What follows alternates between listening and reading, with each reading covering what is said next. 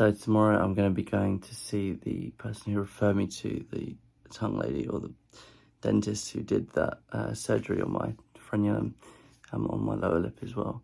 And the reason I'm excited about this is because I need some answers, because I found that on the day itself I had some really, really good results. Like breathing was better, swallowing was so much better, which meant reflux was much less. I could eat things that I usually wouldn't eat, and I was not getting reflux, which is awesome. Seeing was better, speaking was easier. Yeah, like nasal breathing was easier, like sleep, yeah, as I said, sleeping was better. So many benefits, and that happened immediately, right? And also at the time, like, you know, they said mouth wide open, reach the roof of your mouth, I could do it, no problem at all. But now in the recovery stage, it's been about 10 days later, and all those benefits have pretty much gone. Like, my tongue only goes this far. You see that? It does not reach the roof of the mouth at all. It's nowhere near.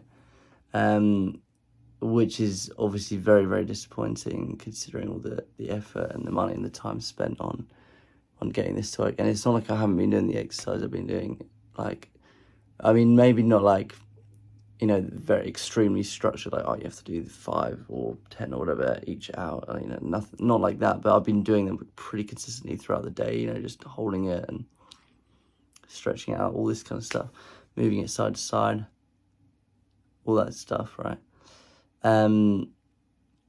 But yeah, like, this is 10 days later, and I know you meant to wait 4 weeks, 4 weeks at least, to do proper judgment on it. But I'm just letting you know my thoughts, my personal experience of it, so you can see it happening live, I guess.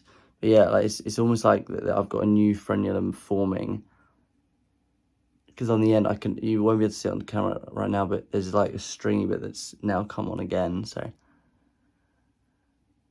it's like, I feel like this bit here, there's a new stringy bit which is stopping me having a good range of motion, and it's also tight here.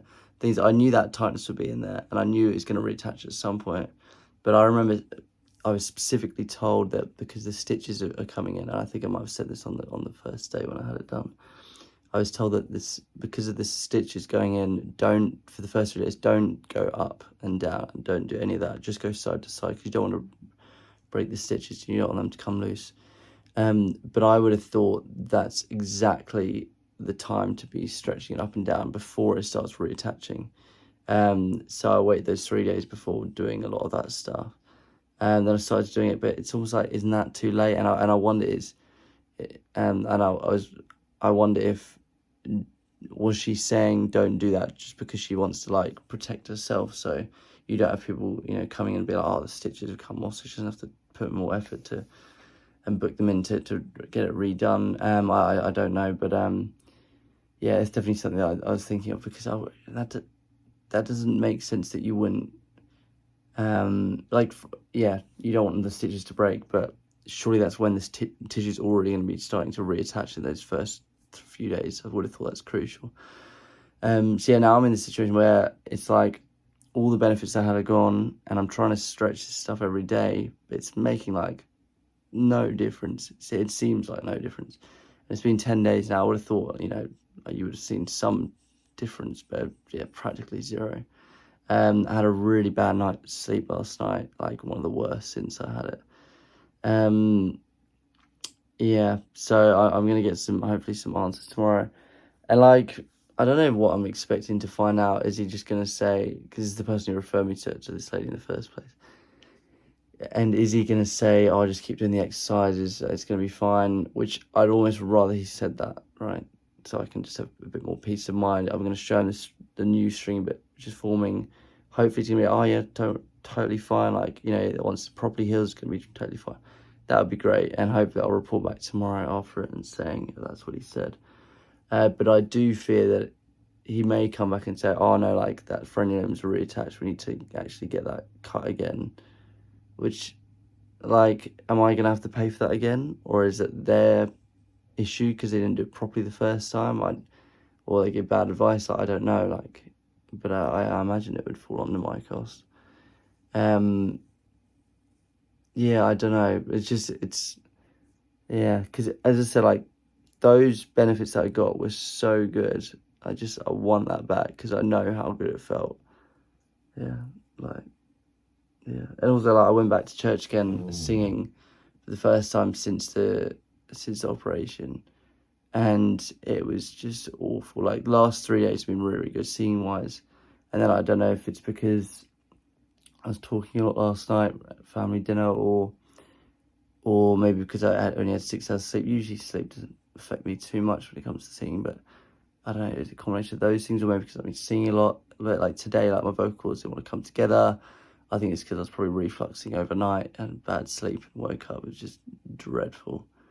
And it's just like, it was, I just didn't feel like that was how it was meant to go in a way, because, the last time I was there, it was the day before the surgery, and it was, really emotional time where getting ready for the surgery, everyone was praying. It was really special. And then going back this time, I just felt, and people asked me afterwards how did it go, and I had to tell them, well, it was really good at the time, but, now it's not good, and I just have to wait. Some people were saying, just, be really, really patient. So, I find it difficult to be patient, but, yeah, they're probably right in that sense. But I do worry, I do worry. I feel like, and I think a lot of you resonate with this when I say this, is that you often know when something's not quite right with your body before someone else does. Yeah, and I'm always happy to be wrong, trust me, but like, I don't sense that this has gone quite as well as they had anticipated. So yeah, we'll see. As I said, I really hope I'm wrong, and it's just, I'm just jump to conclusions.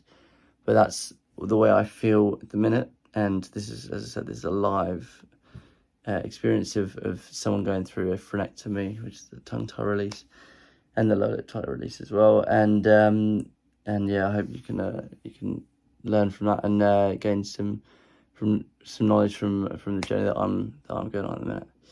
But yeah, I really hope I get some good answers tomorrow. And yeah, that's it. I'll speak to you all soon.